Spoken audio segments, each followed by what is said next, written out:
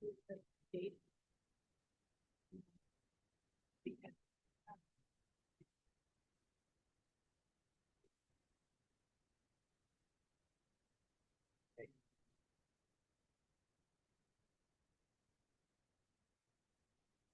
right, we're going to go ahead and get started. It is 1:46. My name is Cassie. I'm a wound care nurse here at Scottish Rite, and this is my esteemed colleague. Hi, I'm Reagan Bratten, and I'm an orthotist. So today we're going to be talking about AFOs and your skin. So I'll get started with some skin health. Oh, so do you think we have more people coming? We'll wait a few minutes then.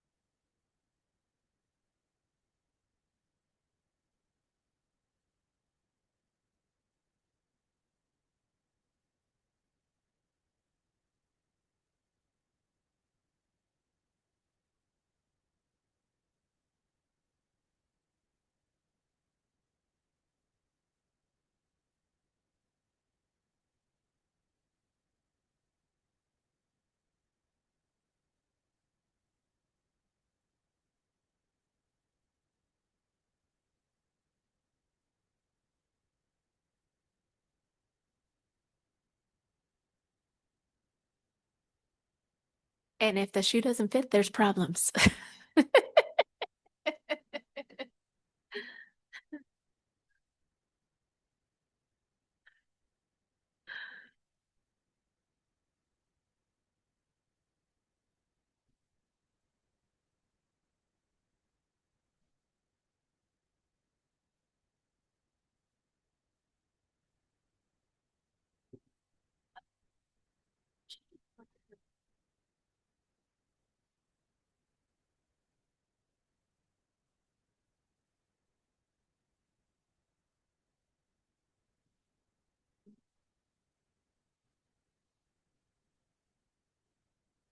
Is that everybody that you think was going to come?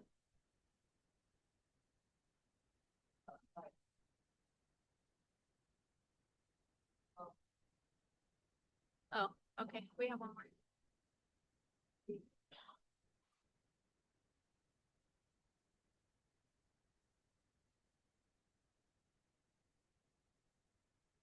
Hello, welcome in. Come on in. Uh-huh.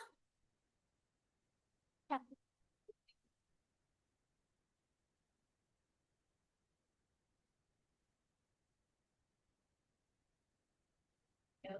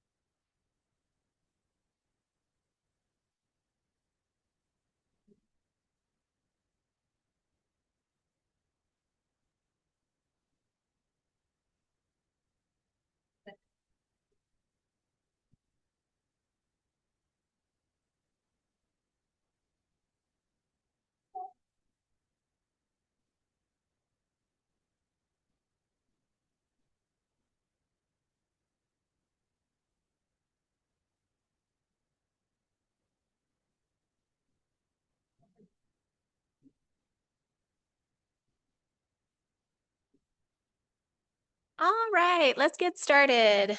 My name is Cassie Calles. I am the wound care nurse here at Scottish Rite, and this is my colleague. Hi, I'm Reagan Bratten, and I'm an orthotist.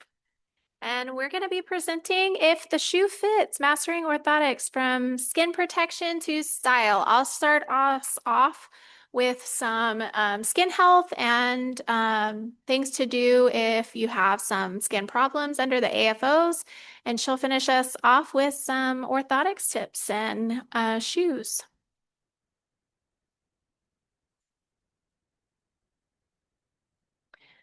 So, for skin health and prevention, some important things that you can do is when you cleanse your skin or wash it, if you use a pH balanced cleanser to wash your skin and feet, some examples would be Dove, CeraVe, Dr. Bronner's Castile Bar, Aveeno, or Cetaphil. Those are good brands that maintain the skin moisture and keep the skin's protective barrier in place. Another important thing for skin health to do is to dry the skin well after showers and baths, especially between the toes. It's important to apply moisturizer to your skin every day. And usually you want to use a cream-based or oil-based ointment or lotion. The water-based ones can tend to dry your skin out more. And don't put lotion between your toes because that can add to moisture problems and foot fungus. Use clean and dry socks every single day that come up over the top of the AFO to prevent rubbing. And then ensure that there's not wrinkles or bunches in the socks. If you can find seamless socks, those are preferred. Seams can tend to rub problem areas or even cause pressure inside of the brace. And then if the feet sweat a lot, you can put like a deodorant or antiperspirant on the bottom of the feet. Some signs that there may be a problem with the skin underneath the braces. If it's itching and your kid's scratching their feet a lot, if they have dry, cracked skin or calluses starting to form, if there's maceration, which is that waterlogged appearance, like your hands get pruny right after the bath, if there's a rash, if they're starting to get ingrown toenails, if there's area of redness on the skin, especially on the bony parts like by the toes or the ankles or the heels. And of course, if there's a wound present. So what do you do? If there's a problem with fungus, if you notice anything like these pictures here where the skin is dry and cracked, or there's like circular looking spots on the feet, sometimes like moist ulcerations between the toes can also be from fungus. Some things that you can try are topical ointments or powders. There's Tennyson or tolfentate cream that's usually applied twice daily for 2 to 6 weeks.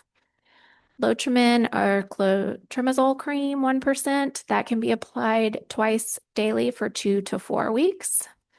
Lamisil or terbinafine hydrochloride cream, 1%, that's usually applied daily for 7 days. Miconazole nitrate, 2%, is usually applied twice a day for 4 weeks to treat fungus problems on the feet.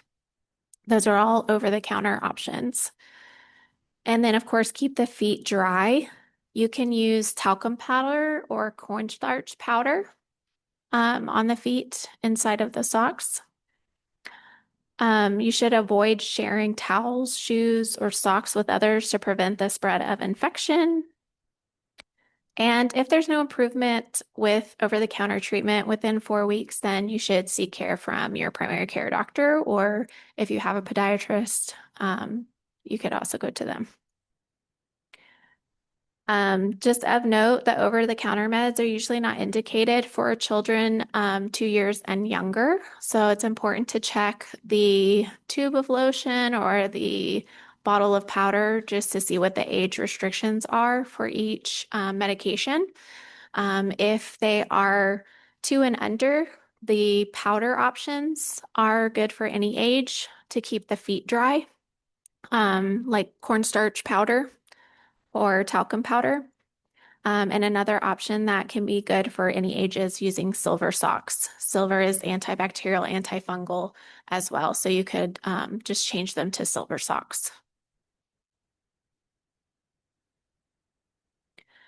Some other common problems are dry skin and callus formation. So if you start noticing some callus buildup or dry cracked skin on the heels, some things that you can do is moisturize twice a day with a urea-based cream.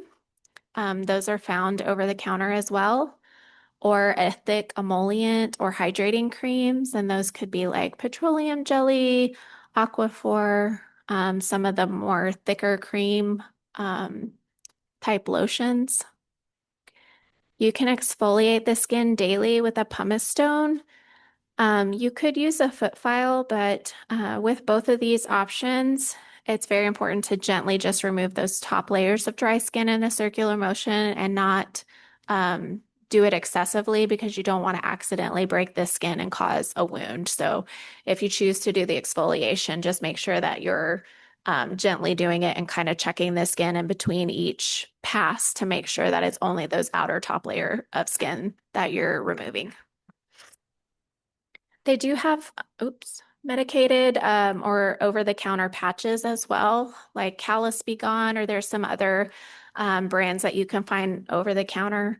They look like Band-Aids, but they're medicated. They can help soften and remove calluses as well. And then ensuring that you have appropriate footwear. So shoes that are preventing friction and pressure on the feet are important, especially if you see callus formation. That's usually a sign that you're having repeated pressure and rubbing in that area. You should seek care as well for custom orthotics or get your AFOs adjusted if you notice those areas of callus buildup or signs of chronic friction. Another problem that you might encounter is maceration. This is like a wet foot problem, kind of like that waterlogged appearance when you get out of the bathtub or from swimming. The skin gets shriveled and wrinkly, which puts it at higher risk for opening up or breaking the skin. Some things that you can do to prevent this are apply aluminum chloride or astringent gel, which is an antiperspirant, kind of like deodorant, to the feet. They do also have over-the-counter sprays that are antiperspirant. You can place cotton or gauze between the toes to keep them dry.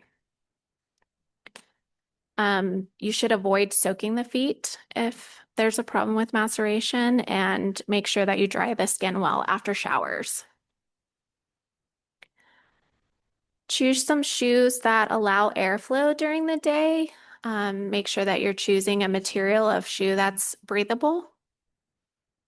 And then allow the skin to air dry at nighttime. Don't cover the feet with socks or anything. Let the air get to them.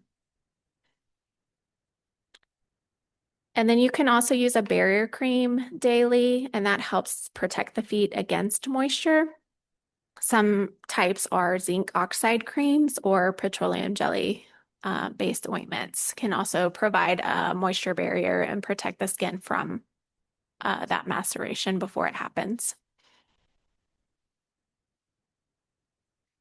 And then if there is a rash on the skin, for minor skin irritations, you can try a topical antihistamine like Benadryl cream or hydrocortisone cream. But if the rash worsens or is severe, if it's not improving with over-the-counter treatments, if it's spreading, or if your child has fever or other symptoms, or you don't know what the cause of the rash is, then it's good to consult with your healthcare provider for assistance in diagnosing and treating what the cause of the rash is.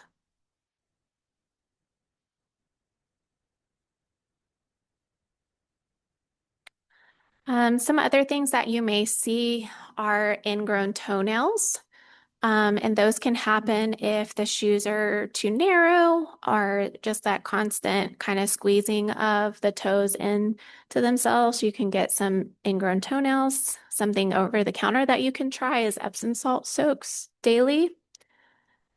Make sure that when you're picking your footwear that you choose a wide toe box so that the feet aren't being squished, the toes aren't being squished. Cleanse the area daily and apply an ointment like a petroleum or an antibiotic ointment, and then change the bandage daily if you're noticing any drainage from that ingrown toenail. There's some things that the healthcare provider can do to help with ingrown toenails as well. They can lift the nail edge and put cotton or dental floss or some kind of splint underneath it for 2 to 12 weeks. They may prescribe a corticosteroid cream to apply after soaking daily at home, and teach you how to replace the splint.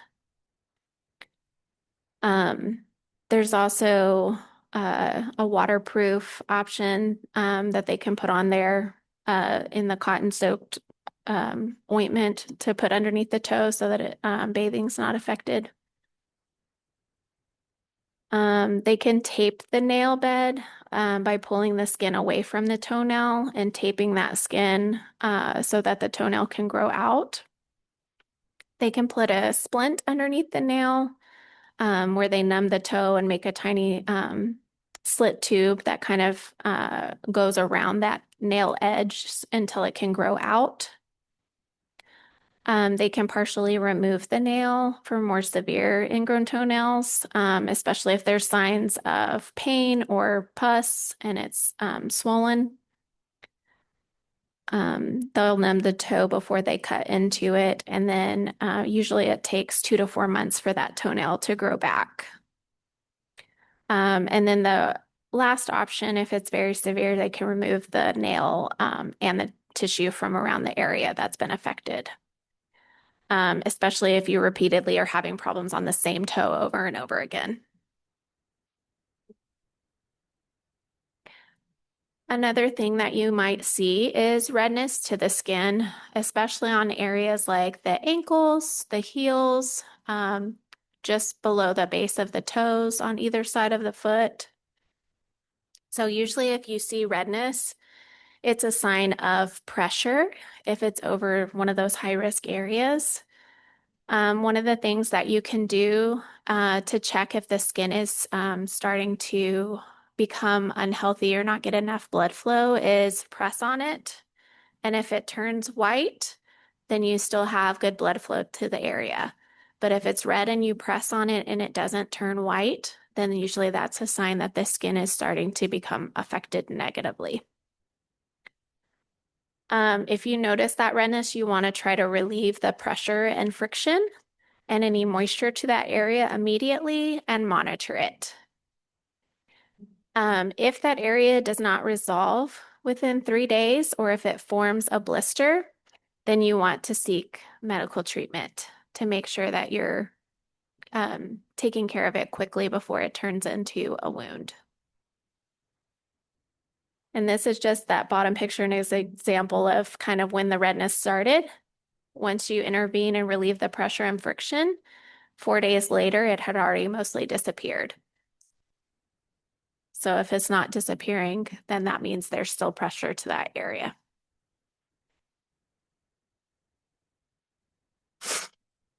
And then what do you do if you get a wound? So these are just some different types of wounds that you could see under a brace.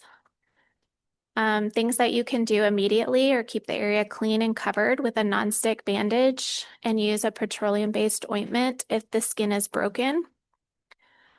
Another option would be to apply a hydrocolloid bandage. That's for low draining wounds, blistered skin, or if there's discoloration that's red or purple and you're trying to protect the area.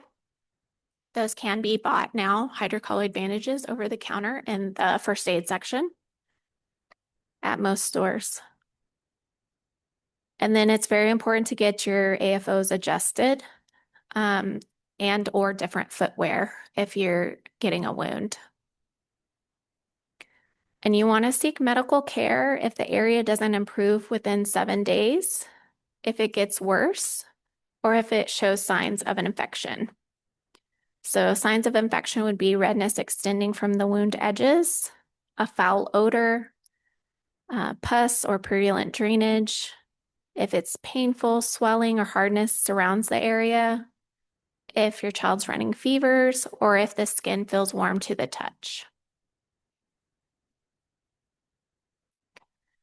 These are just some examples of pressure injuries as well, just so that y'all can kind of have a guide to see the different stages and the severity of pressure wounds that can happen. The stage 1 is the redness that doesn't blanch or it doesn't turn white when you press on it. That's kind of the lowest stage of pressure wound. Usually removing the cause of it immediately will help this resolve without any further problems. The second phase is stage 2, which means that the top layer of skin has been affected by the pressure and has become compromised, and it can either be by that top layer of skin coming off, leaving a shallow ulceration, or even a fluid-filled blister is also an example of a stage 2 wound. Once we get to stage 3, that means that the injury to the skin and tissue has gone all the way through the skin layers to the fatty layer. Once it reaches that stage, then the wound has to heal by forming scar tissue. If the wound heals by forming scar tissue, then that area is going to be at risk for further breakdown forever, because the skin is only going to be 80% as strong as the original skin that was there. It will never have 100% strength again after that. So it's important to catch these problem areas at stage 1 or stage 2 so that we don't progress to stage 3 or higher, which is going to be a long-term problem. Once wounds like this close, wounds stage 3, stage 4, unstageable wounds heal, then that skin, once it's closed, is at risk for reopening for 2 years after the injury is the highest risk. Stage 4 would be if it goes all the way to the underlying structures like tendon, bone, muscle, cartilage. And then unstageable is when it has dead tissue covering the ulceration so that you can't see how deep it is. And then deep tissue injury is the last stage of a pressure wound that if you see like an eggplant purple discoloration that looks like a deep bruise, the difference is that a bruise usually in about 7 days is going to start lightening up and turning like a greenish color. If you've ever gotten a bruise, you may notice that it changes color as it progresses to heal. These deep tissue wounds will stay that deep purple discoloration. And if the pressure's not relieved, then it will stay that color and not fade. If you relieve the pressure immediately after you notice it, sometimes it can heal without the skin opening into an ulcer. But oftentimes these ulcers will turn into this kind of slough or dead tissue on the top and then start breaking down into either a stage 3 or stage 4 pressure wound. So if you see deep purple like that, definitely make sure that there's no more pressure to that area. And then it'll have to be closely monitored by a healthcare provider to make sure that it's being treated appropriately.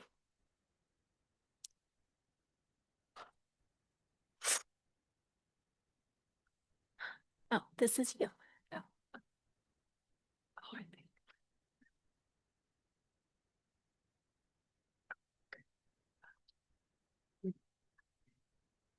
Sorry, most of the slide looks like it's not uploaded, but we'll kind of go over some common AFO questions. So, how often do you wear your braces? This will depend largely on what the provider has prescribed. I would say traditionally it's just going to be during the daytime. However, we do have kiddos and patients that will wear them full time to prevent contracture formation. How often to check your skin? So it's really important that every single time that you take your braces off, that you're checking your skin. And we really try to empower patients and kids at a young age to be able to make this a routine practice just to keep things good. We do recommend a break-in schedule because anytime we're placing different pressures onto your legs or arms or torso or anything like that, it's important to slowly break them in. It typically is over a small 2-week period, but they can be expedited. The biggest thing is when to contact orthotics, and we're always available at Scottish Rite for any questions that you might have. If you're at an outside practice, you can contact them at any time as well. Most of them will have daytime hours and then also on-call hours. The biggest thing I hear from parents is that it's so difficult to find shoes. And we completely relate and understand this. It has not been very fair to the market. And so we recommend that you size up one size for children, which is typically a good thing because they're going to grow pretty quickly. Athletic shoes with laces will allow for more adjustability versus them being elastic. If you're able to find a wide shoe, and then we always recommend that you remove the insole. The insole is about the same thickness as the plastic of a brace, and so it actually is giving you a little extra space. If you need it, you can also cut the shoe tongue to make it just a little bit longer. These are some brands that we'll kind of briefly go over, but I do want to highlight that you don't need fancy shoes. You can go to Walmart, Target, any store that is close to you, and just try shoes on because you're going to go through shoes so quickly. So you don't need the most expensive shoe, you just need a well-fitting shoe. The Billy shoes are wonderful shoes because they have a full zipper, so you're actually able to ease putting the brace on and off with the shoes.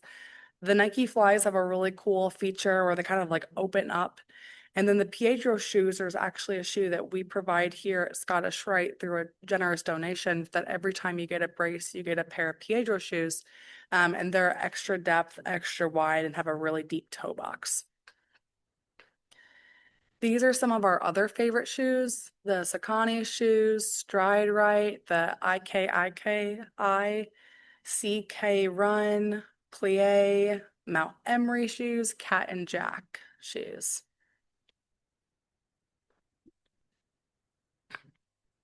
You're always welcome to be able to go to any shoe store specifically, like a Stride Right shoe or New Balance, a running store, and they should also be able to help find an appropriate fitting shoe for you as well. If you do need a mismatched shoe because maybe your child or yourself is wearing a brace on one side in comparison to the other, you might need to have 2 different shoe sizes. In these cases, we recommend Zappos, Nordstrom, Odd Shoe Finder. And sometimes you can actually speak to the stores themselves and they have services to allow you instead of purchasing 2 pairs of the same shoe. And we do acknowledge that kids grow quickly. So like I said, feel free to go to any store that is local and close to you. Just to highlight a little bit about what's happening at Orthotics and Prosthetics is that we use a lot of scanning and CAD technology, specifically for our scoliosis braces. We're constantly evolving. And that's just like a little 3D demonstration. So when we do our scoliosis braces, we're actually physically scanning and then the image gets uploaded and then we modify on our computers using a CAD system. And then we have a carver system that actually carves them. In addition to that resource, we have a lot of 3D printing going on. So we have now 2 3D printers that started to enter into our prosthetics department. I think the biggest thing when it comes to braces is just to know that braces and prosthetics are constantly evolving. So say you might have one style now, please feel free to continue to advocate for your child or yourself that at the next appointment, if your goals have changed or you want to try a different style because you've seen someone else have a different brace, please feel free to bring that up. we're constantly coming up with bringing different brace designs here and recommending them to families. And we're a system here that you can try something out. And if it doesn't work, then we can go back to kind of the old way for sure. But we understand that goals change on a daily basis. Thank you. And are there any questions about braces or wound care in relationship to braces or just wound care in general?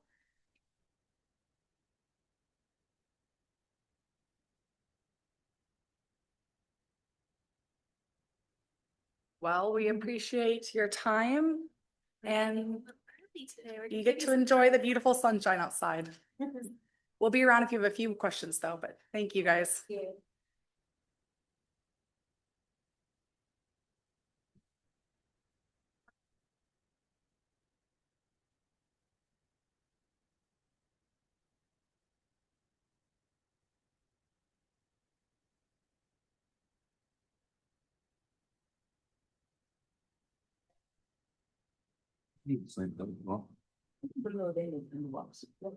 Thank you.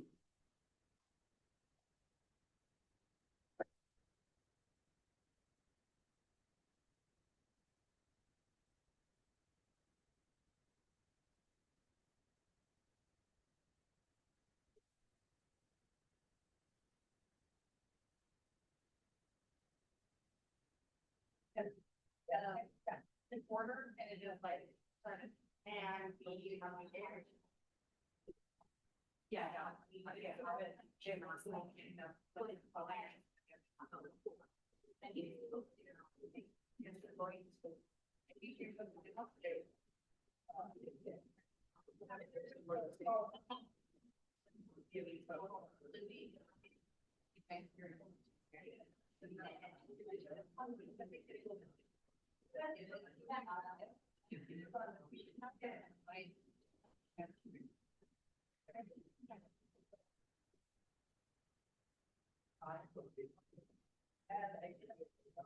wow, that has